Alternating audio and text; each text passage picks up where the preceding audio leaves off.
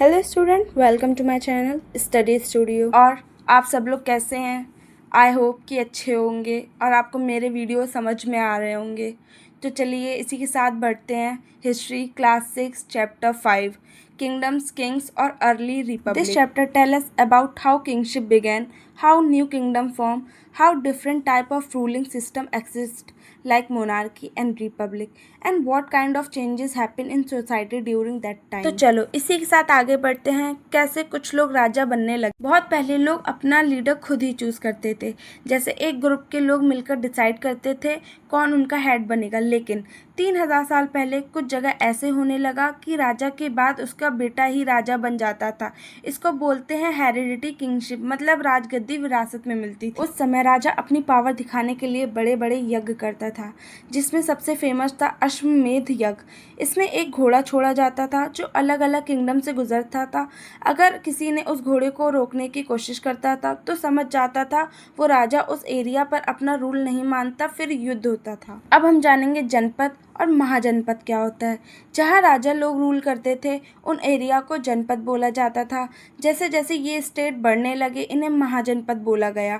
Total लगभग 16 महाजनपद बने थे। जनपद का मतलब है लोग जहाँ रहते हैं और एक राजा रूल होता है। महाजनपद में कुछ फेमस थे: मगधा, काशी, कौशला, अवंती, वस्त एक्सेट्रा।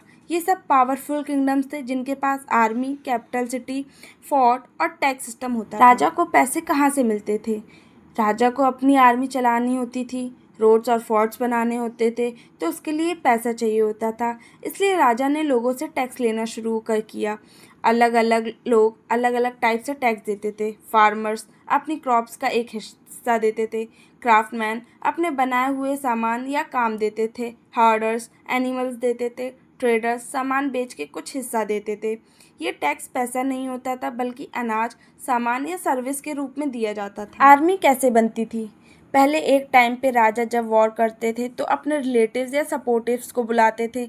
लेकिन महाजनपद के टाइम पे रेगुलर आर्मी होने लगी। राजा ने फुल टाइम सोल्जर रखने शुरू किए और कुछ लोग को सम्मान के रूप में लैंड भी दिए जाते थे। इन लोगों को समंतस बोला जाता था। अब हम पढ़ेंगे मगधा क्यों सबसे पावरफुल बना।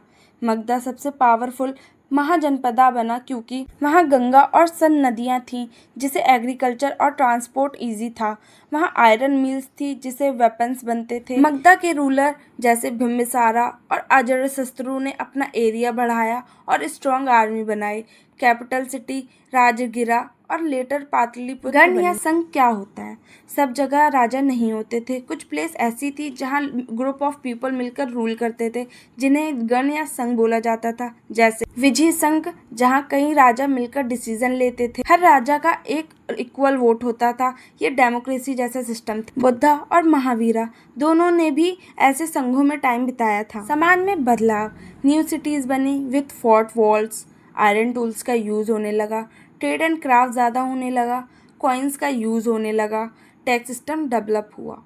सोशल सिस्टम स्ट्रिक्ट होने लगा वरना सिस्टम ज़्यादा स्ट्रांग हो गया। If you like my videos please go and subscribe my channel and press bell icon. If you have any doubts and question, please do comments above. Thank you so much.